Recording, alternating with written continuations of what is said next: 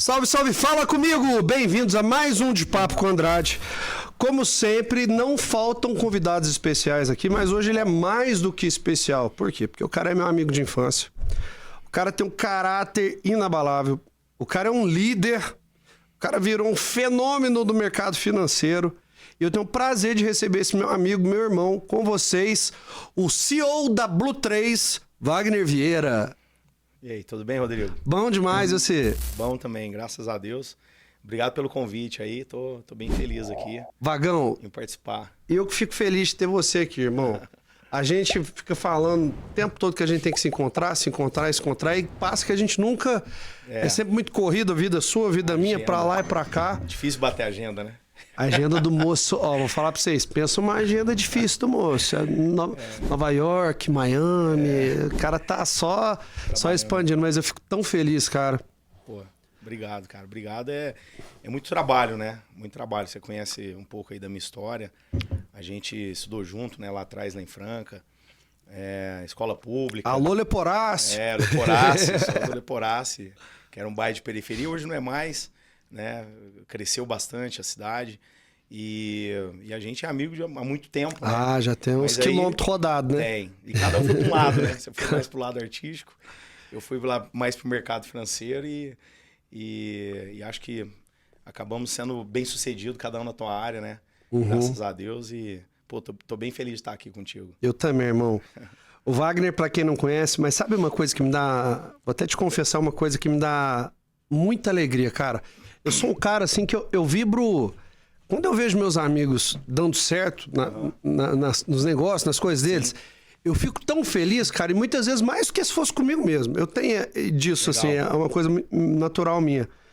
Mas eu tô sempre aqui em São Paulo, em Alphaville, Rio de Janeiro, e a gente acaba conhecendo muita gente influente, importante aí do cenário nacional.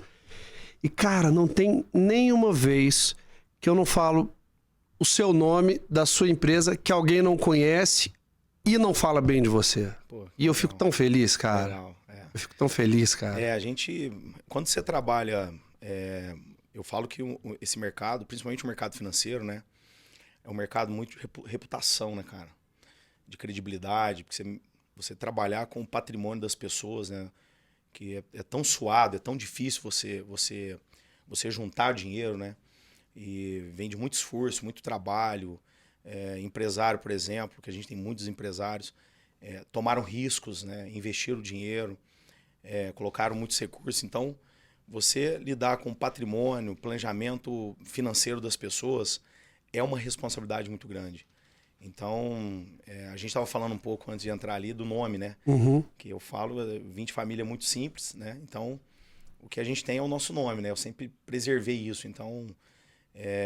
graças a Deus, realmente aí mais ou menos uns 450 escritórios na rede, e você pode andar aí, conversar com todo mundo que graças a Deus, eu consegui sair de um escritório de 30 metros quadrados lá em Franca, tá hoje onde a gente está e trabalhando muito sério, com muita humildade, muita responsabilidade, não só com os clientes, né, que a nossa missão é de ajudar o brasileiro a investir melhor, mas também com os meus amigos que eu construí ao longo desses anos, que acabam sendo meus concorrentes, mas viraram meus amigos, né? Cada um na sua área, cada um fazendo o que sabe melhor. Então, esse eu acho que é um grande legado aí a história que você constrói, do teu nome, da tua imagem no mercado. Eu prezo muito isso, Rodrigo. Que legal, cara. E é isso. A gente, é o que você falou, a gente é muito semelhante, né? Se parece muito que a gente estava falando de bastidor. Embora a gente viva no momento e na era que não é importante, é necessário contratos, mas a gente ainda é no fio do bigode, né, cara? Sim. Eu sou no fio do bigode, cara. Se eu prometer um negócio, eu posso tomar prejuízo, mas eu não tenho como não honrar, cara. Não tem como. Eu concordo. E, cara, eu fico muito feliz. Vamos falar, só um parênteses. Ô, Pedrinho, a TV... Vamos falar de uma coisa aqui, vamos falar do início. Tá. O início, esse programa aqui, ô Wagner, o intuito meu é servir as pessoas que estão nos assistindo. Claro. É falar com quem tá na favela, é falar com quem tá lá na roça, no interior do Maranhão, do Amazonas, às vezes numa vilinha, que tem um sonho, que tem um desejo, que quer crescer na vida, mas às vezes se sente limitado pelo ambiente, pela estrutura familiar, Sem pelos dúvida. recursos. E eu só trago aqui pessoas de sucesso, cada um na sua área. Por quê? Porque o meu intuito é mostrar para as pessoas que a gente pode sair de qualquer lugar que a gente está e chegar em qualquer lugar que a gente deseja chegar. Esse É possível, né? é possível. O impossível não Não existe. existe. Perfeito. E te trazer aqui não deixa de fugir da história do programa, Claro. que é pessoas que saem ali da sua zona que estava limitado, do seu ambiente que estava pequeno, restrito, mas que o coração, o sonho e a mente se expandiu de uma maneira que aquele lugar ficou muito pequeno, então teve que sair do ninho. Sem dúvida. E você, sem dúvida nenhuma, é esse cara. Eu lembro que quando você começou, se eu não me engano, era de trainee no banco, não era? Naqueles cacos coletinhos ali. Na verdade, eu comecei a trabalhar com 12 anos de idade num supermercado lá, chamava Graneiro, em Franca. No Graneiro. O Graneiro era um Claro. empacotador de supermercado. Eu, graças a Deus, Rodrigo, eu falo assim, fome a gente nunca passou, né? Mas eu tinha vontade de ter as coisas, de ter um tênis melhor, ter uma roupa melhor. Então comecei a trabalhar. Meu pai não tinha condição de me dar, ele tinha condição só de prover o básico. Meu pai era barbeiro ali no Leporace, né, que é um bairro lá em Franca. E minha mãe era cozinheira no hospital psiquiátrico chamado Allan Kardec, lá em Franca também. Então, Cuidava do Thales, inclusive, que tá ali com a gente. e aí eu saí do supermercado, fui para trabalhar nas lojas pernambucanas, onde eu desenvolvi bastante meu lado comercial. Lembro Vendendo disso. geladeira, fogão, micro-ondas, ferro de passar. E depois saí da Pernambucanas e fui pro banco. E aí no banco eu já entrei na área de investimentos. Já entrei na área... Então você entrou na área de investimentos já. eu já entrei na área de investimentos, chamava sala de ações, né? O Santander tinha mais de 90 salas de ações. Eu lembro. Espalhadas pelo Eu tinha Brasil. conta lá na época já contigo. Então, e eu atendi esses clientes que queriam operar na bolsa, mas não entendia muito bem ainda, estava no começo, né? Isso foi 2002, 2003 ali para 2004. Então, foi logo ali na candidatura do Lula em 2002, então o dólar explodiu, o dólar subiu, a bolsa caiu, e as pessoas queriam entender um pouco mais. Então eu entrei ali já nessa área, e aí fiquei no banco uns quase 4 anos, e aí saí e decidi empreender. Foi quando eu saí, eu falo que alguns passos me trouxeram até aqui, né? O primeiro foi ter largado o CLT ali e tentar empreender. Aí eu tinha ganhado uma premiação no banco como melhor gerente do banco na época, de uma oferta pública que a gente participou, que era da Free Shop, Dutch Free.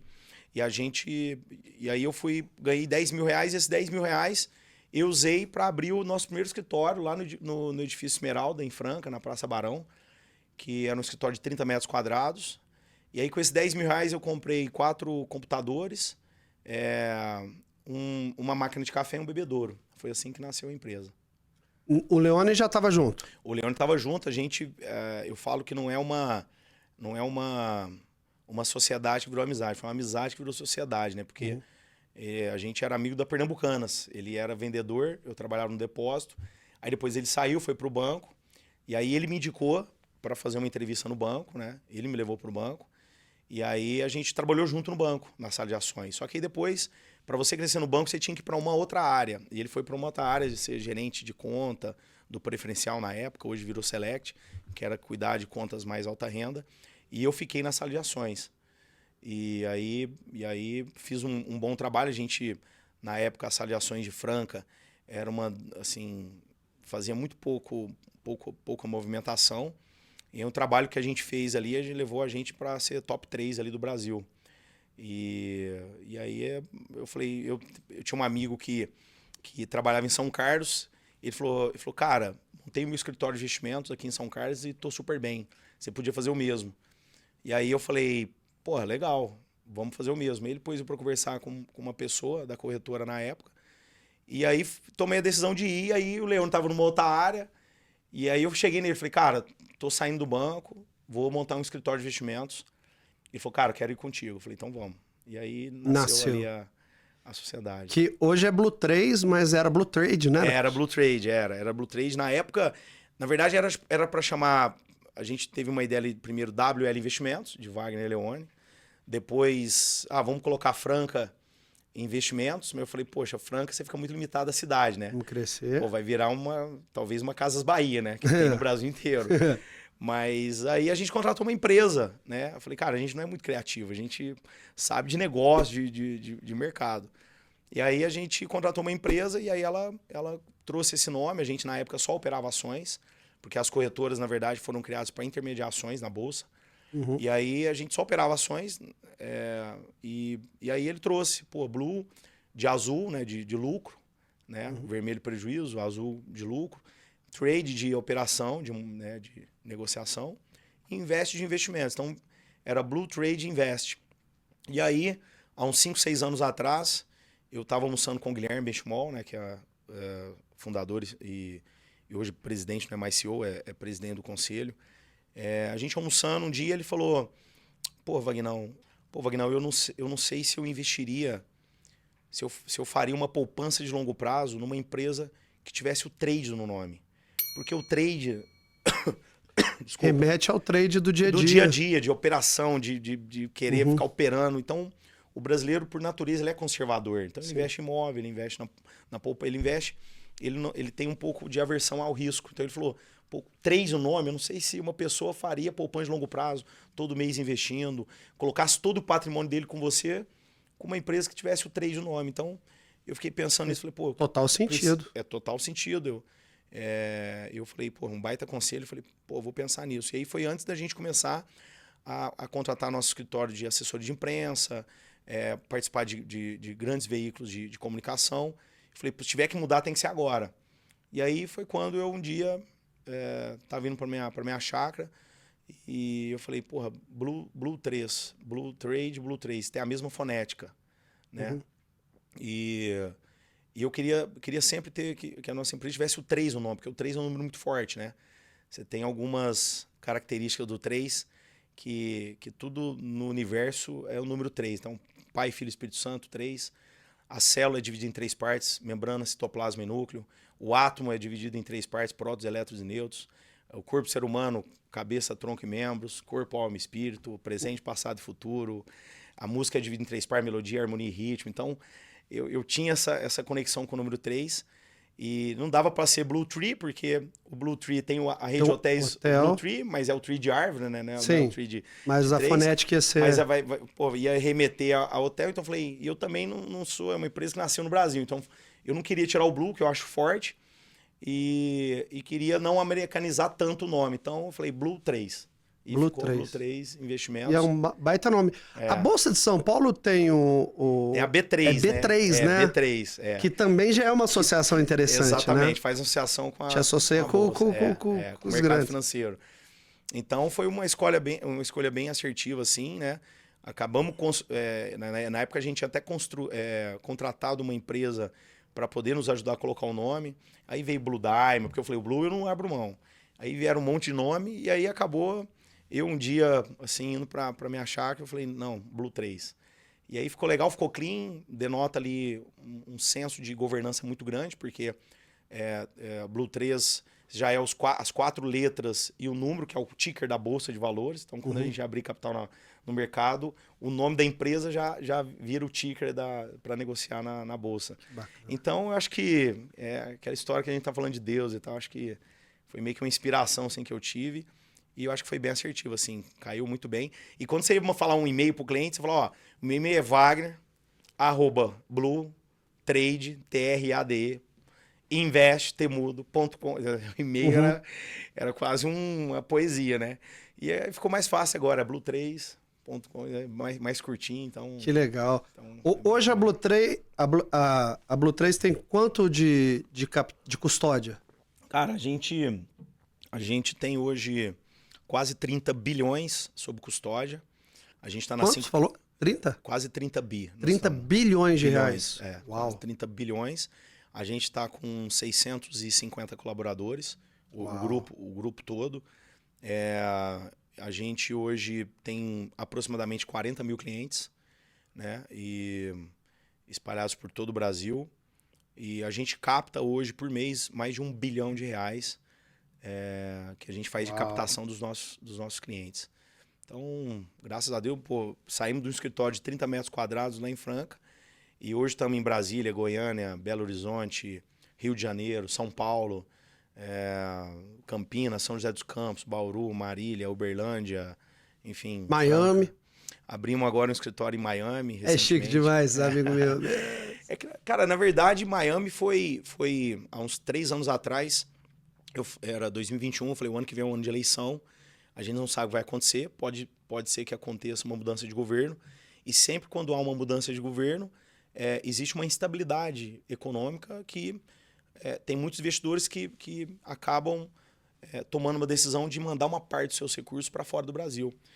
E eu falei assim, eu preciso pegar essa oportunidade, né? Eu enxerguei ali uma oportunidade. E aí foi quando a gente começou a falar para os nossos clientes da importância de dolarizar uma parte do patrimônio deles. Então, hoje, como é que o americano investe? Ele fala, eu tenho 15% em Singapura, eu tenho 20% na China, eu tenho 10% no Brasil, eu tenho 30% na Alemanha. É assim que ele investe. Ele diversifica a tua carteira de investimentos assim. E o brasileiro, como é que ele investe? Ele acha que ele está diversificado, mas ele tem terra no Brasil, ele tem imóvel no Brasil, ele está em pré-fixado, pós, ações, mas está tudo no Brasil. Então, na verdade, ele pode estar diversificado em termos de produto financeiro, mas ele está 100% concentrado no risco Brasil.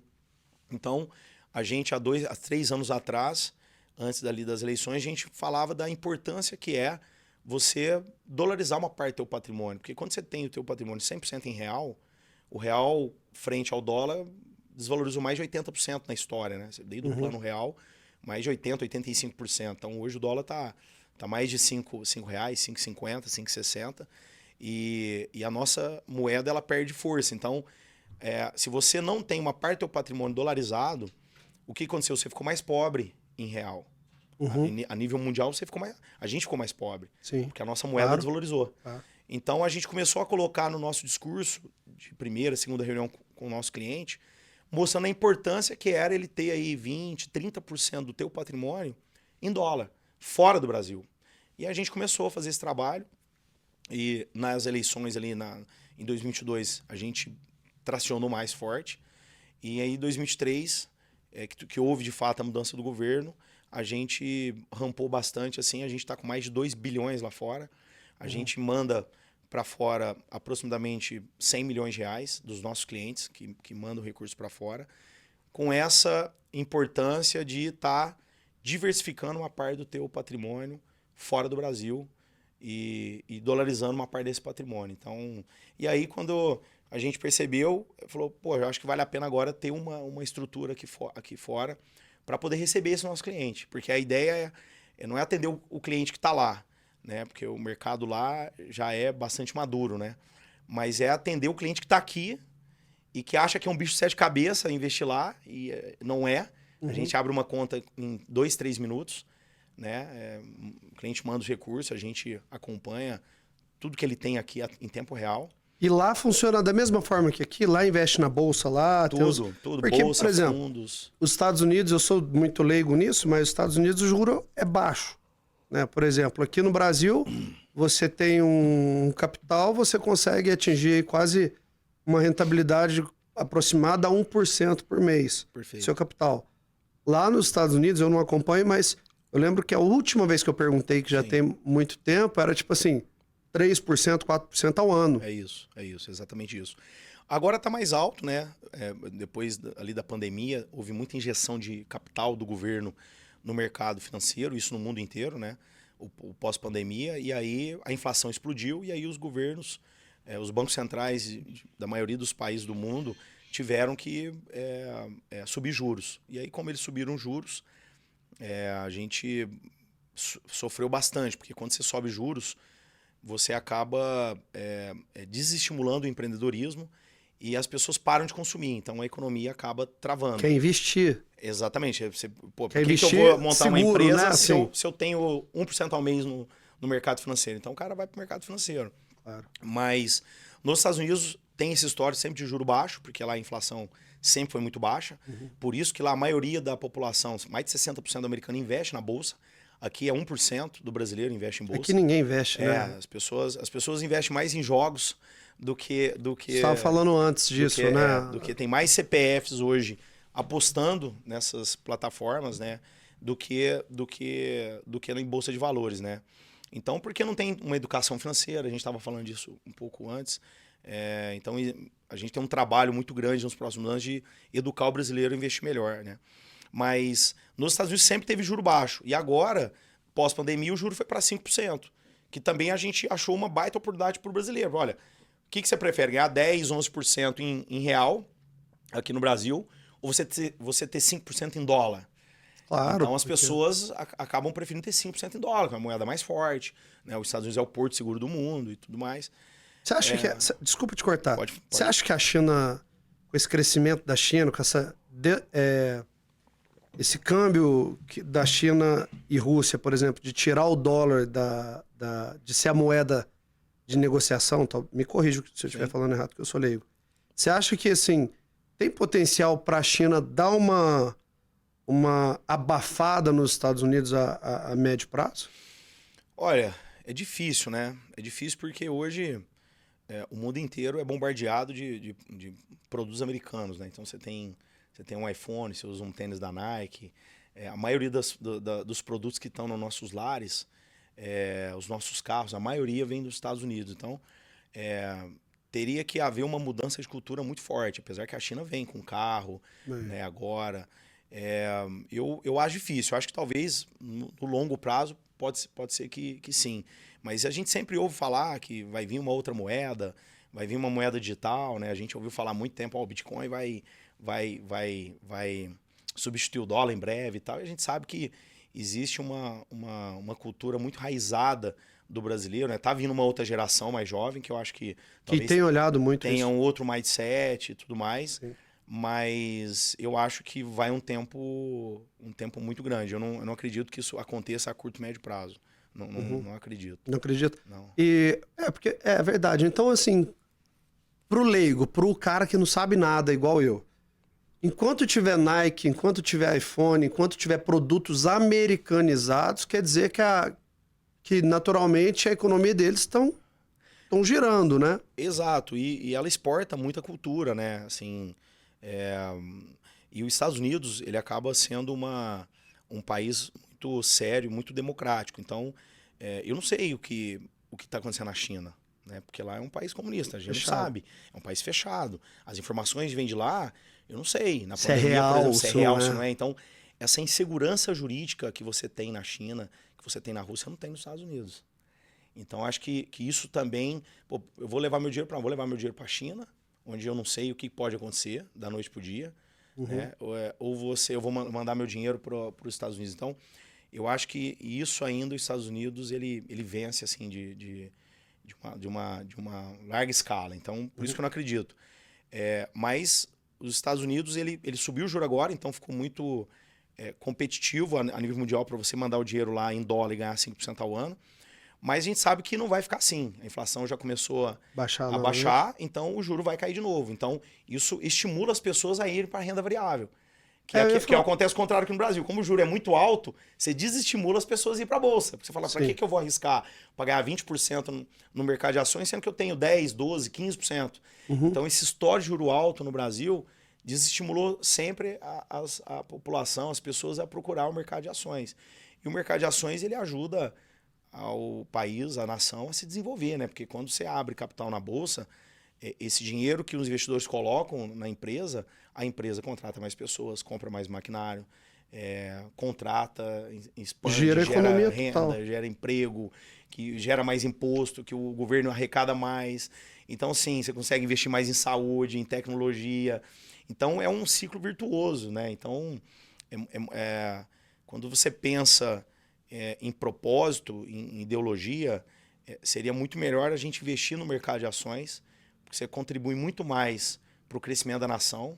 Você está ajudando muito mais quando você compra ações na bolsa de uma determinada empresa, você está ajudando aquela empresa a contratar o teu irmão, o teu parente, o teu primo, né? E se você deixa o teu dinheiro talvez ali só no banco, você está tendo uma boa renda, mas será que esses recursos estão indo direto para a economia? ou tá indo só pro bolso do banqueiro, entendeu? Uau! Que aula, hein? É. Que aula, hein? Pra quem não... O cara é faixa preta demais, tá doido, que aula. Bichão, e me fala uma coisa. Você sente... Duas perguntas. Primeiro, você tá lá já tem mais de 1 ano em Miami. Sim. As pessoas agora estão olhando muito o lado do juro alto, é o que você falou, 5% ao ano, pô, lindo. Mas tem a mesa de renda variável lá, que é bolsa de valores, fundos, etc. Perfeito. Existe... Já tem um cálculo, ou assim, dos últimos 12 meses, de uma maneira muito geral, porque é claro que é pessoal de cada investidor, de cada cliente, mas assim, uns últimos 12 meses na renda variável, o que é uma média de lucratividade positiva ou negativa? Existe esse cálculo, não? Não, é difícil, né, fazer, porque... Vai muito do perfil do cliente, né? Não, e depende muito do momento que você entrou, depende muito da tua carteira, se você colocou uma carteira mais conservadora, se a tua carteira tem ações que pagam mais dividendos, se são small caps, então geralmente... O que é small caps? Small caps são empresas menores, são empresas pequenas, é diferente da large caps, que é Petrobras, Vale do Rio Doce. Então são empresas construtoras menores. Que tem um potencial também maior, que né? tem um potencial de valorização. Dos dois lados porque maior, ela tá né? começando, mas você tem mais risco. Então, na economia, quanto maior o retorno, maior o risco. Sim. Então, se você arrisca demais, você tem que estar disposto a ganhar, mas a perder. perder. Diferente quando você tem a renda fixa, que você sabe já ali que você vai ganhar ali o seu 0,8, 0,9 ao mês. Você não vai dar porrada, você nunca vai ser surpreendido em perder dinheiro, mas também você nunca vai ter surpresa positiva de ganhar 20%, 30%, 40%, como você pode ter no mercado de ações, né? Então é difícil você fazer essa média, porque depende... quem entrou, de repente, no mercado, lá na pandemia a bolsa a 60 mil pontos, hoje a bolsa está em 135 mil pontos. Então... Tá 135 hoje? Tá em Eu parei de ver. 135 mil pontos. Então valorizou bastante. Com certeza ele ganhou muito dinheiro nos últimos 3 anos. Mas, de repente, se essa pessoa comprou uma ação do setor aéreo, por exemplo, uma Gol, uma Azul, linhas aéreas, tá perdendo muito dinheiro. Eu tô lascado nisso aí, velho. Então, e eu sou daquele cara besta que eu não largo o osso, não, vou esperar. Eu sou otimista. Vai recuperar. Vai cair o avião. E por isso que eu falo muito da educação financeira, porque às vezes a gente fala, eu tô andando aqui nessa companhia aérea e eu vou comprar ações dela. Pô, mas será que você olhou a rentabilidade que ela entrega? Né? As margens de empresas aéreas são muito pequenas, muito baixas. Então, pô, você tem... Porque o teu dinheiro é o mesmo, o teu capital é um só. É que na pandemia o negócio explodiu demais, né? No início, assim. Eu lembro que você pegava uma Azul, acho que caiu para R$8, daqui a pouco já tava 30. Depois subiu. Porque a gente sabia que era uma crise de saúde. Então, na hora que lançasse a vacina, o mercado ia reabrir. Então, a gente sabia que tinha um tempo ali, né? E com a injeção de muito dinheiro dos governos, o mercado depois arrebentou, porque tinha muita liquidez no mercado. Então, tem muita liquidez e as pessoas foram às compras. E aí tudo explodiu. Consumo, passagem aérea, viagem, as pessoas ficaram muitos anos presas dentro de casa. Então, quando acabou a pandemia, acho que tudo explodiu, né? Todos hotéis, tudo subiu muito forte.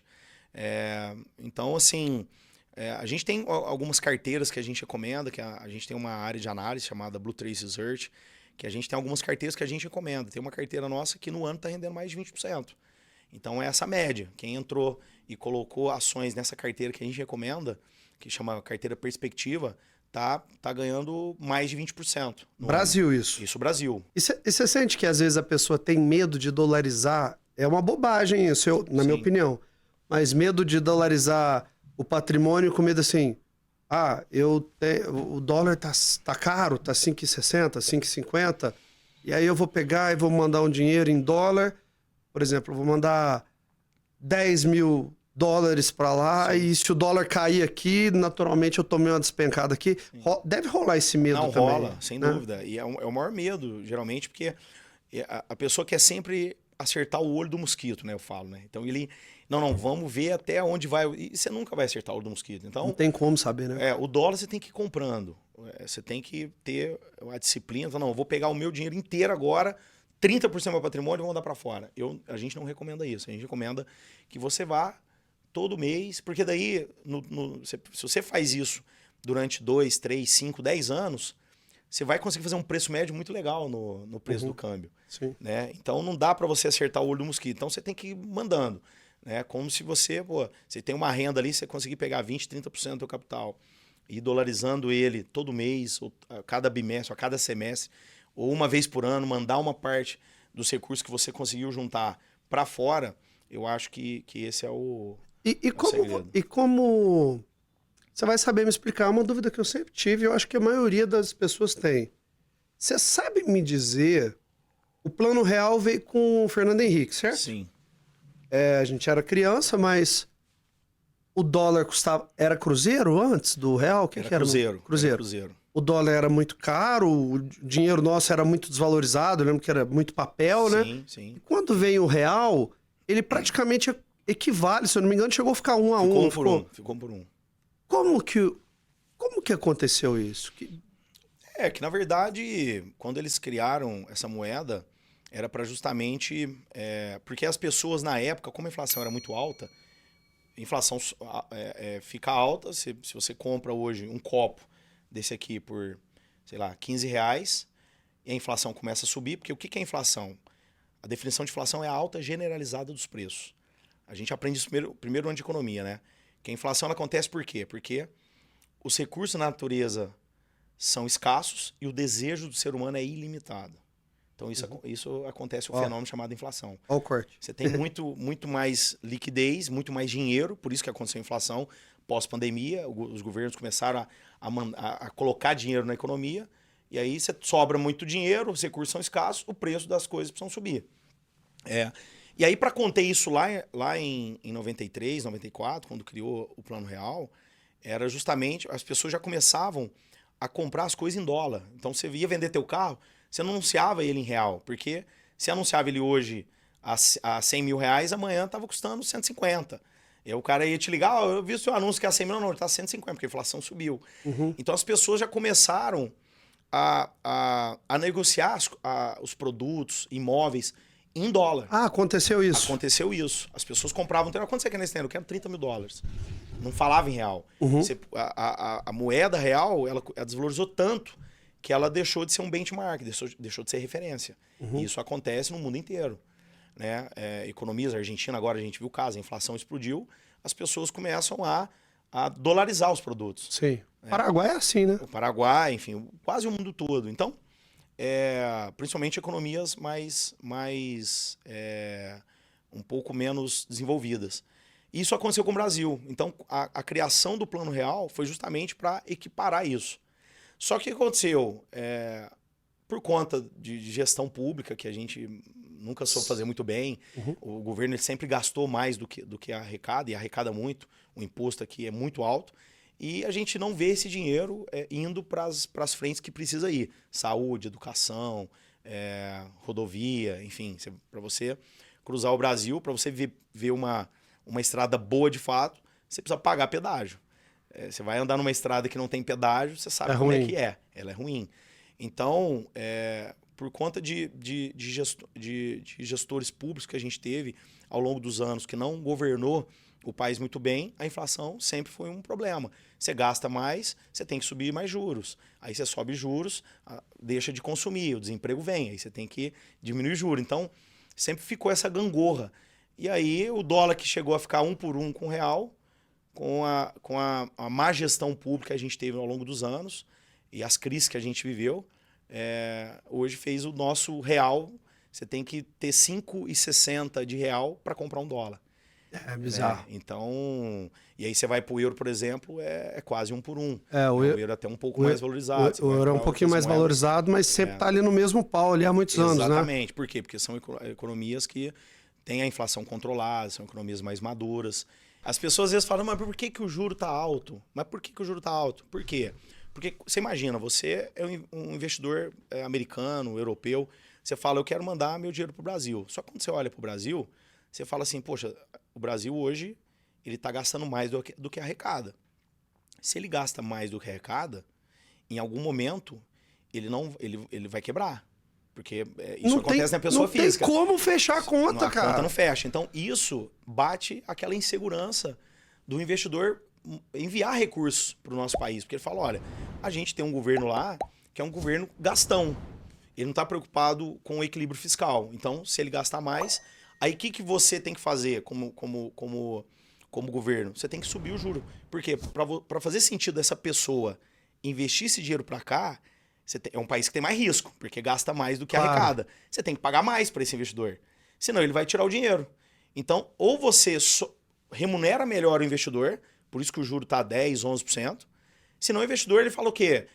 Eu pagar 10% aqui, nesse governo que eu tenho mais risco, eu vou pegar meu dinheiro e vou mandar para os Estados Unidos. Que lá eles me pagam 5%. Mas eu tô seguro. Mas eu tô seguro. Então, às vezes as pessoas não entendem, mas por que o juro está alto? Por conta da insegurança econômica e fiscal que a gente tem no país. E aí, quando você sai dinheiro daqui para lá, o que você faz? Você desvaloriza a moeda. Você desvaloriza a moeda, sobe o câmbio. Como a gente importa muita coisa, a inflação sobe. Então, aí vira um ciclo... É um ciclo virtuoso que eu falo de que existe um fundamento por trás do juro estar alto. Nossa, não está alto porque tem alguém lá que acorda e fala, vou subir o juro. Não é má gestão. Tem que desenhar, cara, porque, meu Deus do céu. Por isso que a gente volta para a educação financeira. Que a gente tem que olhar como se fosse a gente. A gente olha, a gente tem que olhar o governo como se fosse uma empresa. O nosso negócio, a nossa lojinha, a nossa lojinha de sapato, a nossa lojinha, o nosso salão de cabeleireiro. O governo é isso, ou seja, você não gasta mais do que você ganha. Perfeito. Aí tem aquela velha desculpa. Não, a gente pega dinheiro emprestado para alavancar o nosso negócio. Então, beleza. Então, se você vai gastar mais do que você arrecadou, não seria um gasto, seria um investimento. Mas o investimento tem que ir para o lugar para retornar. Exatamente. E ele só manda... Ô Luiz, vamos mandar o Haddad embora? Botar o cara no Ministério da Economia, pelo amor de Deus. Vamos fazer... Não, é porque assim, cara, difícil. Eu não falo de... Você revolta. Pô, cara. Porque a gente... Aí você vê lá o ministro da Economia falando assim, eu não entendo muito de economia, eu estudei até a 5ª série. Aí como é que você pega o cara pra governar a economia do país? Tem que colocar pessoas técnicas ali, né? Não dá pra... Por isso que eu sempre sou a favor, e eu falo muito, de colocar pessoas pra fazer gestão pública, pessoas que já fizeram gestão na iniciativa privada. Então, eu sou muito a favor, ali, o candidato, eu acho que quem está nos assistindo precisa refletir isso. Que a gente, se a pessoa não construiu nada na vida, se a pessoa tem uma má gestão na tua casa, na tua empresa, como é que você vai colocar esse cara para ser prefeito de uma cidade? Para gerir, sei lá, um orçamento de 1 bi, 2 bi, 10 bi, 50 bi. Quer dizer, então a gente precisa colocar cada vez mais empresários, gestores de verdade, que foram bem-sucedidos, porque se você conseguiu equilibrar suas contas na tua casa, na tua empresa, você replica isso. Pessoa séria, geralmente, e que tem essa capacidade de gerir e conseguir fazer uma gestão pública bem melhor do que quem está lá, não tem tempo. Porque você pega hoje, a minha empresa tem quase 700 pessoas. Então, assim, eu jamais teria tempo e jamais iria para a política, porque eu tenho 700 famílias que dependem de uma decisão que eu tomo e que impacta a vida dessas pessoas, né? Mas se vir um cargo, então, tipo na economia? Então, é complicado, é difícil, porque o problema é que às vezes você não consegue... Porque na empresa, eu mando, eu tomo a minha decisão.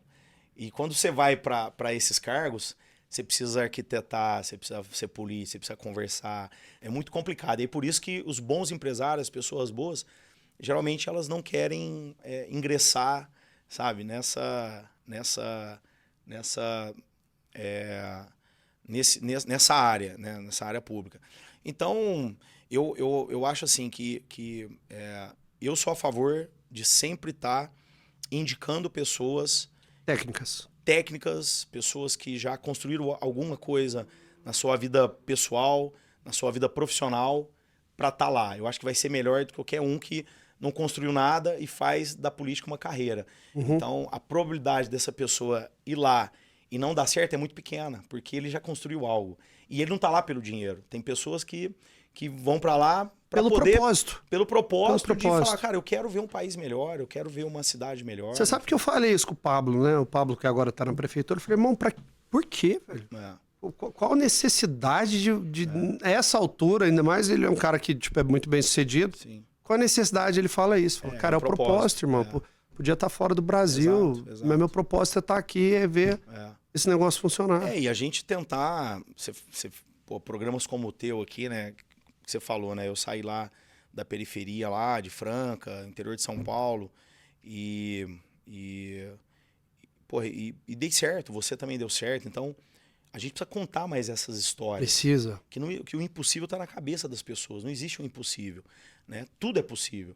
Só que eu falo muito assim, que a gente às vezes é tão vitimista, o brasileiro principalmente é tão vitimista, que isso está tão enraizado no brasileiro, que a semântica do português, você acaba dando um certo vitimismo. Então, eu vou explicar o porquê.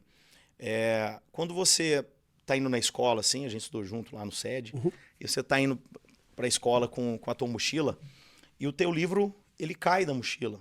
E eu sou teu colega, estou indo atrás. Eu falo, Rodrigo, teu livro caiu. Ô, Wagner, obrigado e tal, você vai pôr o teu livro na mochila. Olha pra você ver que interessante. O teu livro caiu. No inglês Rodrigo, you dropped your book. Você derrubou seu livro. Ele não caiu sozinho. É diferente. É diferente. Então, quando você vai falar, aquele almoço de domingo na casa do tio, ô Rodrigo, quanto que você tá ganhando lá na empresa que você tá? Eu tô ganhando, sei lá, 5 mil reais. Não, mas te pagam mal, né? Quer dizer, transfere a culpa pro empregador. Te pagam mal. Primeiro, quanto que você está ganhando?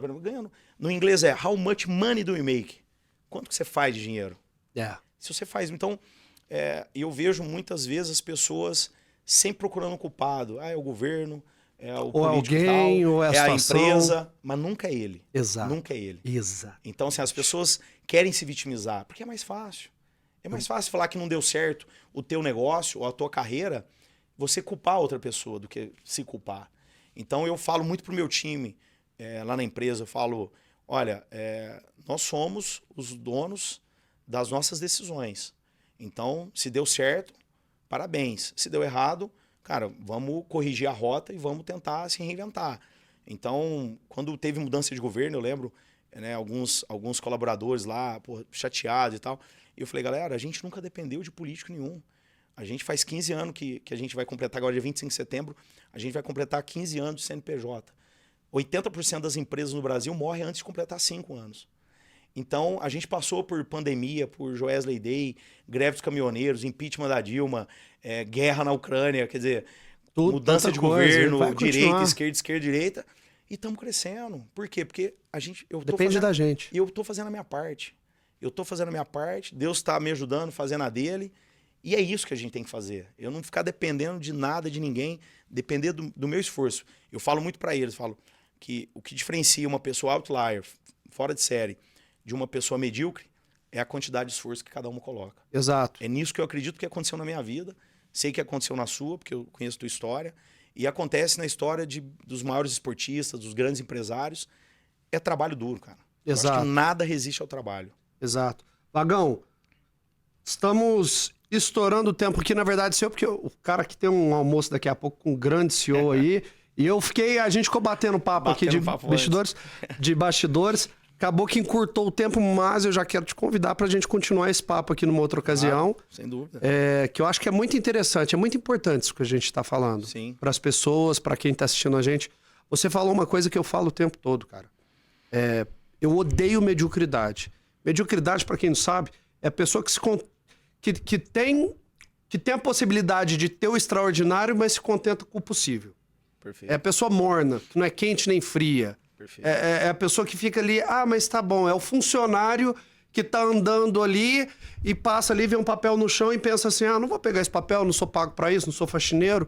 Isso é medíocre, é pessoa medíocre. E isso eu sou muito intenso, né? Eu tenho muita energia, eu sou muito intenso em tudo que eu faço.